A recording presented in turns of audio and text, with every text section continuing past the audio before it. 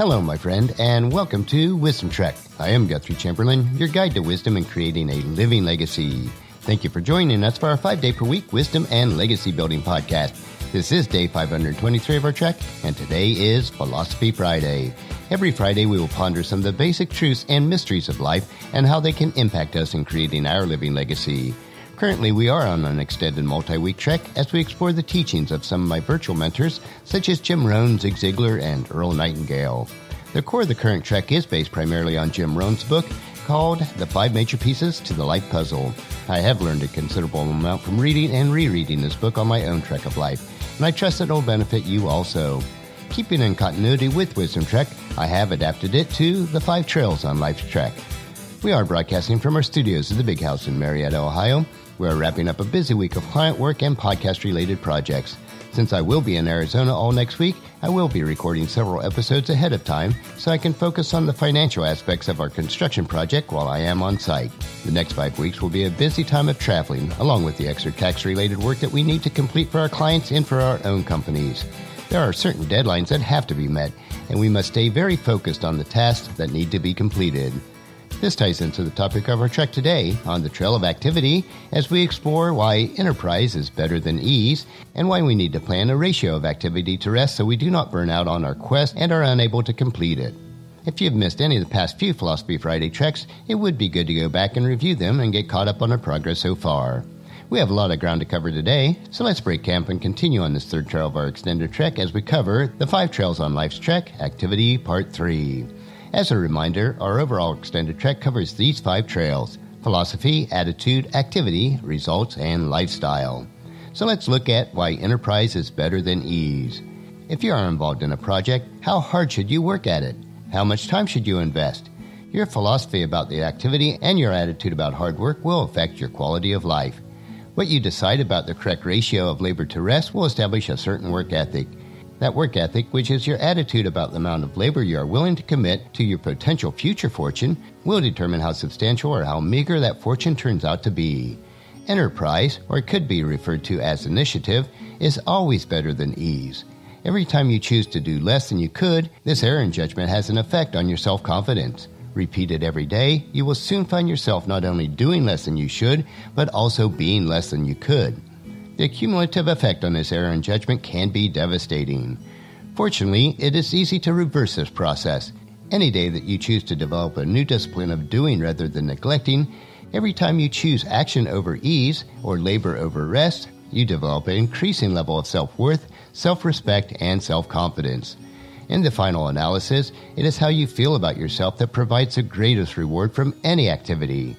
It is not what you get that makes you valuable. It is what you become in the process of doing which brings value to your life. It is the activity that converts your dreams into reality, and that conversion from an idea to actuality gives you a personal value that comes from no other source. Everything has its price, and everything has its pain. But the price and the pain become easy when the promise becomes strong. In order for your life to be filled with intense activity, you must be obsessed by the outcome, or that is to say, by the promise of the future.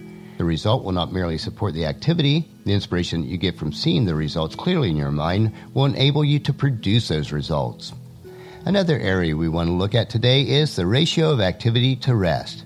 With the understanding that enterprise is better than ease, you also have to consider that life cannot be the process of all work and no rest. It is important to set aside sufficient time to regain your strength. The key is to develop a reasonable ratio of rest to activity. The Bible offers this philosophy about a ratio of labor to rest, 6 days of labor and 1 day of rest. Some people may feel that this seems to be somewhat heavy on the labor side. In fact, there are some people in our country and throughout the world who are at odds with even the current ratio of 5 days of labor to 2 days of rest. They would have us to trim it back even further on the labor side and increase the rest period to at least 3 days. You must decide the ratio that best reflects the reward that you're seeking, remembering that with diminished labor comes diminished rewards. If you rest too long, the weeds will surely take over in your garden of life.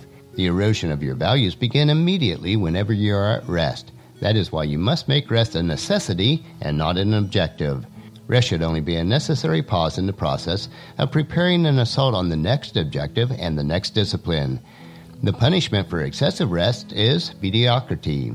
The Bible gives us the best example of a proper ratio. Even from the creation of the world, God performed his creation activities in 6 days and then rested on the seventh. Genesis chapter 2, verse 2 says, "On the seventh day God had finished his work of creation, so he rested from all his work." God does not need the rest himself, but we do, so he gave us his pattern. We need to take advantage of the 6 days of focused work and then take a complete day for resting and re-energizing. Exodus chapter 34, verse 21 is one of the several verses that lays out the proper ratio of work and rest. You have 6 days each week for your ordinary work, but on the seventh day you must stop working, even during seasons of planting and harvesting. We are deliberately taking our trek slowly on the 5 trails on Life's Trek as we continue to hike on the trail of activity. Today we learned that enterprise is better than ease, but we must also establish a proper ratio of activity to rest. Next Philosophy Friday, we will continue on the trail of activity, and we will explore the danger of seeking shortcuts to success, and that change begins with choice. Join us next Friday for these additional insights. I know that you'll find these insights interesting and profitable in living your rich and satisfying life. Our next trek will be Monday as we continue on our new series called The Tools in Gramps' Backpack, where we will equip you with the tools needed to impact the lives of others. So encourage your family and friends to join us, and then come along with us on Monday for another day of Wisdom Trek, Creating a Legacy. If you'd like to listen to any of the past daily treks or read the associated journals, they are available at wisdom-trek.com.